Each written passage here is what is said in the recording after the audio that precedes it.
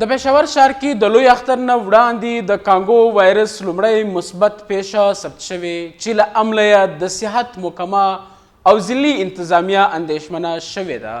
د پبلک هیلث ریفرنس لیبارټري د راپور له مخې په 28 کلن ځوان کې د کانګو وایرس تصدیق شوی دی.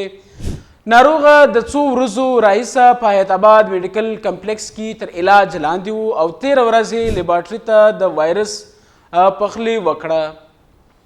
روغتیایي ماهرین وایي چې د لوی اختر په موقع د څارویو د زیاتي نقل و حرکت له امله د کانګو وایرس د خپرېدو خطر نور هم زیاتیږي. دغه وایرس اکثره د چیچوړو د اخته حیواناتو د وینې او د بدن مایعاتو له لارې انسانانو ته نقل کیږي.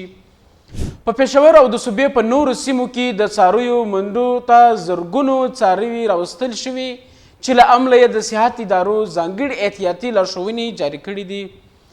روغتونونه هم د ممکنه ناروغیو د تشخیص او ایسولیشن لپاره الرټ کړل شوي دي. ماهرینو له ښاریانو، قصابانو او مالدارو څخه غوښتنه کړې چې د څارویو د لمس پر وخت د دستکشې استعمال کړي د چیچوړو مخنیوي لپاره د سپری وکړي او د قربانۍ په مهال د وینې او الایشو سره له نیغ تماس څخه ډډه وکړي. واضح دی چې کانګو وایرس یوه خطرناکه ساري ناروغي ده او که پر وخت یې علاج ونه شي نو د مرګ سبب هم ګرځېدلی شي.